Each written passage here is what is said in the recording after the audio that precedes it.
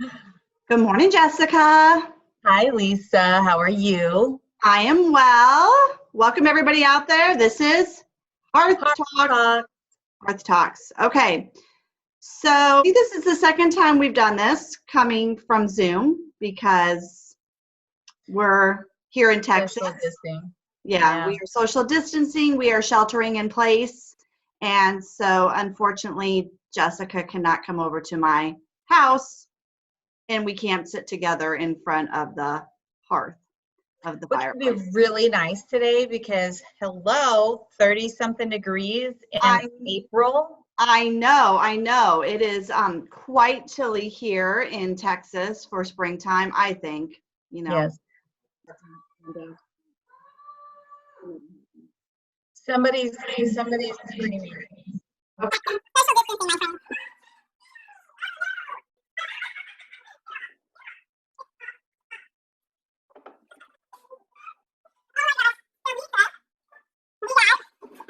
So let's get into it. How are you doing with this social distancing thing and for the most part being stuck in your house? I mean, I know we can go out to get essential stuff like food. Then go sit at the table. That's how I'm doing with social distancing. Work is a different kind of challenge these days. And I think for all of the parents out there that have their kids at home with them, it's about learning to breathe and keep a smile on your face and lose it once a day versus 20 times a day. Because let's face it, the stress that we're all feeling being away from everything, the kids are feeling too. And we're able to at least acknowledge what that stress is, and the kids, they don't have that Yeah. ability. Yeah. Yeah, it So is. I think it is probably more stressful for kids in like even we don't know when this is going to end, mm-mm. but they really don't know when it's going to end. And they, children, depending on their age, their concept of time is just so different. It really is. I mean, think about it. For my 5-year-old, this is just dragging. Oh, It's like, I know. Yep. So today, after you and I are done, we're going for a walk. I Oh, that'll be promise you that. nice. Yeah, we're gonna go for a nice, long, cold I was walk. going to say, bundle up, bundle Yeah, up. yeah. How are you handling all of this? For the most part, pretty good. This is one of the few times, like, I'm thankful to be an empty nester. Sorry. Um, but I said to my husband today, like, I need a project. A year ago at this time, I was on the go all day, every day. Like, I'm used to putting 2,000 miles a month on my vehicle because I'm out there, helping clients, doing this, doing that, running errands, meetings, what showings, whatever it might be. Right. And I think I might have put well, I did have a couple of showings and they were kind of a far distance, but definitely less than 500. So I really, really, really, I think I just need a project, like a big project. Like I want to paint or I want to do some landscaping where I can plant plants. And My entire backyard is redesigned in my head right now. oh yeah, think about Like, all the people out there that either have projects or are thinking about projects. so I got to thinking about it because I know that it's hard when you and I aren't together, and our realistically, the real estate market hasn't stopped. It's still full steam ahead. For the most part, we just have to do things a little differently. Yeah. But people are stuck in their houses and they're looking around, and I think a lot of people are going, why did I buy this place? I think that I think personally, what I'm seeing in the chatter, we do weekly meetings at my brokerage on Monday mornings. And so we have a lot of discussion about what is everybody seeing out there. And people that have to buy a house, sell a house, buy a house, like they're doing it. Mhm. They're doing it right now. So I think that's going to happen. But the people that don't necessarily, like maybe they own their house, like you just said, after being, I hate to use the word stuck in your house, but after being like in your house for such an extended period of time, you do notice things that you probably haven't noticed, things that might need to get fixed or what's not working for you. So this is what I'm foreseeing. When we're done with this, there are going to be some people that are going to want to do a lot of projects. So maybe they'll refinance because the rates, I know you can talk more about rates, but rates aren't bad right now. So they're going to want to refinance so they can do those projects. If they still love their house after this is said and done, but they want to change something up, I could see that happening, or reduce debt or whatever. But then I could see a whole bunch of people wanting to buy a new house for a lot of different reasons. One, maybe the house is not big enough for them and their family, and so they want a bigger space.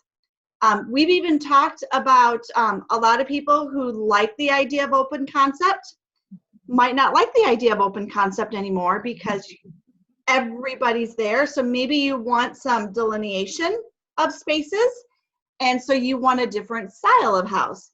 Or maybe after seeing all of this, you're realizing that you might be stretching yourself too thin a little bit with your budget.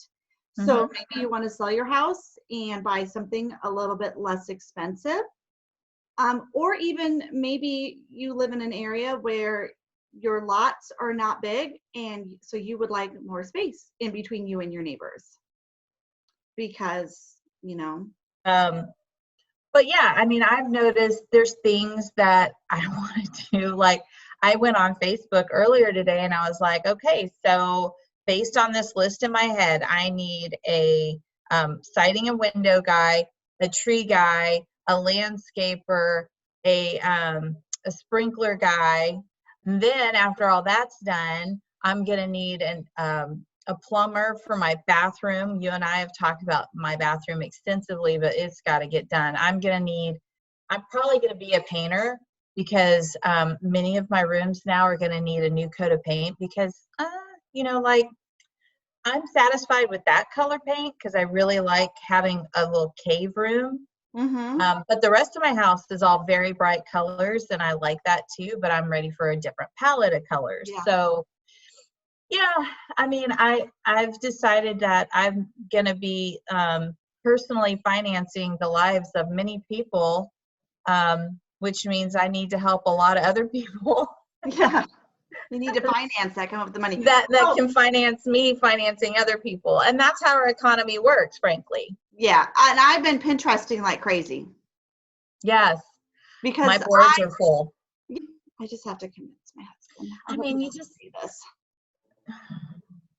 Don't let your CFO see anything. I know, he is my CFO, and he's got the purse strings quite tight, which is good. Like I personally need that, but right now values are not being affected, which is really great. People are just everything is slowed down. Right. It's kind of flipping to a buyer's market versus a seller's market, which I think is going to be interesting because we've been so inundated with the seller's market for so long. But it's going to be really great for buyers to get out there and have some control for a while. And right now, some buyers can find some good deals because a lot of people who have their house on the market, like, they have to sell it. And but you don't have a huge amount of inventory, so it's not like you're going to have a huge selection to pick from, depending on what area. But once May hits, I think you're going to start seeing more and more houses start coming on the market throughout the month of May. It's going to provide it's going to start the busy season, where in Texas, the busy season typically has been March, April, May, and then into June. I think now we're going to start seeing it ramp up in May, but I think it's going to be crazy busy in June, July, August, and probably into September. I'm curious to see once, when I work with families out there, if they're going to be asking for houses with pools like maybe that didn't have one, or how many people are going to put a pool in so that they can, you know, enjoy time. Because I think one of the benefits of all of this is I think people are enjoying the time with their family and their kids and that close knit and kind of that slowdown. I think you're right. I think we're going to become a more family-centric, focused society from this. Which I love. I love that. So I think if anything, this has taught us that we're a lot more connected with social media and our computers and everything else. So there's a lot of good that's come out of this. I'm interested to see what businesses will not come back and what businesses are going to be developed because of. Yeah, there were some pretty big businesses like the skincare business I'm involved in, the like Uber, Square, a couple other ones I can't remember off the top of my head that came out of the recession of 2007, 2008. Yeah. And they're like huge, you know, they're like billion-dollar brands. And so it'll be, yeah, I agree. It's going to be very interesting what's going to come out of this. Got something coming up next week. We do. We do. We're going to be helping people figure out what it looks like to buy a house in 2020. Right. So we're calling it, I believe, a buyer's webinar. A buyer's webinar. We're going to be on Zoom live, Jessica and myself and two others, a homeowner's insurance agent and a representative from a title company. And we're going to share just a little bit, but then we're going to open it up for questions. Absolutely. I'm an open book. So other than rates, I won't talk about rates. My job is to interpret and understand what's happening so that you're able to purchase a home. And to disseminate that information with you and of course our buyers as well. So any of you out there that have watched it and made it to the end of this, if you thought about buying a house in 2020, maybe you've really thought like, I would really like to buy a house this year, or it's, man, I would really like to buy a house this year, but I'm not even sure if I can. We want to encourage you to register for the event. We're going to put the link information here either tomorrow or Thursday. Otherwise, feel free to reach out to us. You can see right down there and over there is our contact information. And let us know that you'd like to register for the buyer's webinar. It's going to be next Wednesday on April 22nd at 10 o'clock Central Standard Time. And we want you to register because you can have an opportunity to ask us questions, any of the four of us to ask us questions. And I always believe that knowledge is power. All right. Well, thanks. It was good to catch up, Jessica. Hopefully those people that are watching this got some little laughs along the way, could relate, and got some interesting information that they can apply. Absolutely. I hope you have a great day. Get working on your projects. I've got some pictures I got to get hung up.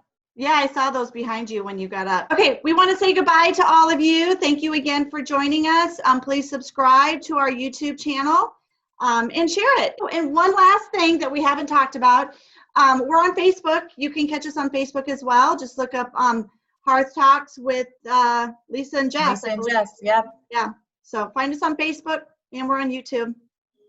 All right. Place. Okay, take care. Talk to you later. Okay, bye-bye.